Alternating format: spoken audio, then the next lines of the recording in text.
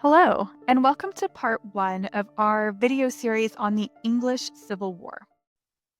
For this first video, we'll look at the top two things here, the early Stuarts and the Civil War itself, and then a little bit at the Restoration before we kind of take a break for part two.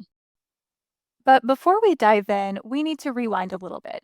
The seeds of conflict go back for centuries in England that lead to these events. So, the first thing we need to talk about is in 1215, the Magna Carta forced King John to recognize that even monarchs are subject to the law.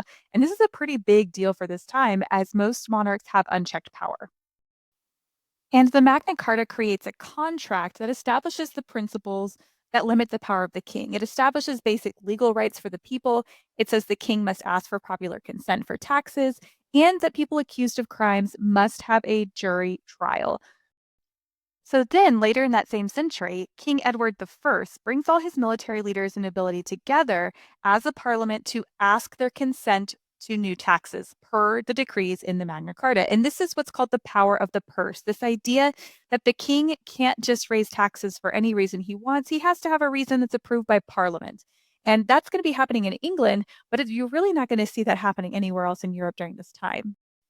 Then, taking this all a step further in the early 1600s is Elizabeth I, and she strikes what's called the Elizabethan bargain, which basically is this idea that Parliament has the power to raise or lower taxes. They can debate and amend disputed bills and legislation, and that's their role. And then the role of the monarch is kind of the right and choice on foreign policy and kind of decisions that lead the country as a whole. So that's where we're entering in this balance between parliament and the ruler as we get into the early Stuart period.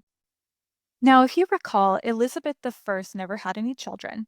So the throne will go to her cousin, James I of Scotland. And you can see here kind of his descendants and who will come after him. But having James in charge is going to be very different than Elizabeth. Now, James I is going to come to power peacefully after Elizabeth I and establish what's called the Stuart dynasty. So no more Tudors, now it's the Stuarts. And he's going to rule England, Ireland, and Scotland. One of his big accomplishments during this time is he's the one that authorizes the King James Version of the Bible.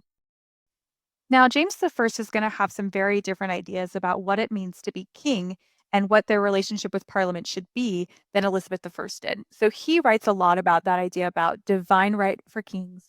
He wants absolute power, and he's going to quickly alienate Parliament. And more specifically, he's really going to alienate the Puritan population by his strong defense of the Anglican Church. And there's a lot of people at this point, England's gentry, they're rich landowners that have become Puritans. And these Puritans are going to form an important and large part of the House of Commons. And these are the people that he's particularly going to make mad. So he's got the Puritans against him. And then also he starts to have some growing discontent amongst the Catholic population and Parliament itself. So he's got a lot of people upset with him. And this kind of culminates into what's called the gunpowder plot. So led by this guy named Guy Fawkes, he is arrested with 36 barrels of gunpowder that he had intended to use to blow up Parliament while James I was giving a speech there.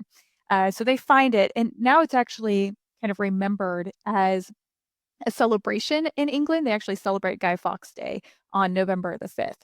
And it's just to say that, the, everything worked out. They celebrate it with fireworks and things, which is kind of macabre when you think about it. And it ultimately ends with the execution of everyone involved and an even deeper distrust between Catholics and Protestants and Puritans living in England. So James I really kind of ends his reign with a lot of problems. He leaves a very large royal debt. He's not English, he is Scottish, and he doesn't really understand English customs and especially English law because when he was over Scotland, he kind of was able to do whatever he wanted. So he's going to clash a lot with Parliament. He's going to raise money without their consent, which Parliament's going to really take offense to. And he has a lot of pro Catholic sympathies that Parliament, especially the Puritan sect of that, does not like. So when Charles I, his son, takes over, he's inheriting all of these problems. And he also was going to be seen as too pro Catholic by a lot of the Puritans in Parliament. During his rule, he's pretty much constantly at war with either Spain or France, and he's always needing money. And remember, Parliament is the one that's supposed to hold the purse strings. He's supposed to ask Parliament for money, and usually they would give him the money. but sometimes they would deny his funds. And in return, what Charles would do is he would dissolve Parliament. He'd be like, go away, you're not meeting anymore. And he would try to rule England without it and find funds other ways. Like he would um, force loans by like trying to sell aristocratic titles to people, and they would have to kind of like pay him for those. So things like that that are really shady. And he's basically trying to rule with more of an absolute monarch style than what the country of England is used to. And Parliament does not like this. So they push back and they say, you need to sign this document. It's called the Petition of Rights. And in return for us funding your wars, then we need these things from you. We need no imprisonment without due cause, no taxation without our consent, no martial law, things like that. And so Charles signs it and then pretty much immediately ignores it and disbands Parliament again. So then Charles tries to go several years without calling Parliament together. And eventually, what happens is that there's this rebellion in Scotland over land issues, and he needs money to fight this and also fight France. So he has to call them together.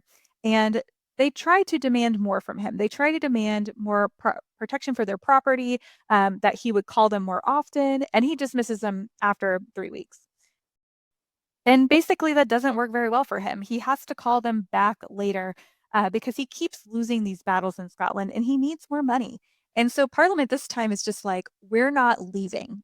This is called the Long Parliament and it lasts for 20 years.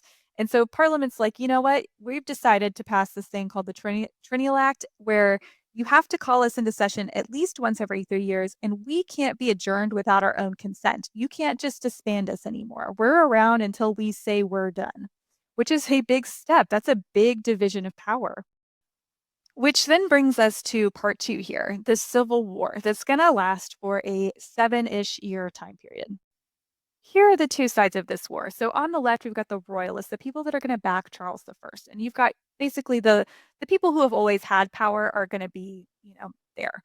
And then you've got the parliamentarians or the roundheads, and those are the people that are gaining power. The people like the Puritans, the merchant class, the people that want to see changes to that traditional power structure and believe there should be more of a separation of power.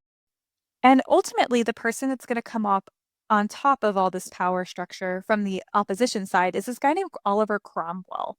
And he's going to lead the army that will defeat the royal forces and will take over the government at the end of the English Civil War. You can see here the two sides. So the red is the royalists and the green is the parliamentarians. How basically the parliamentarians are just able to sweep across England by the end of this civil war. And the ultimate culmination of this war is the Battle of Naseby, where Charles I is defeated and he's officially handed over to Parliament. So, this Parliament that he's been actively fighting against. And we'll talk more about it in the next video. But the decision of this Parliament is that they need to execute Charles I. Like, he can't be around anymore to, mess with this new balance of power that they're trying to strike. And that's where we'll pause for this video. So stay tuned to find out what happens with this new parliament and all the changes that'll happen for England.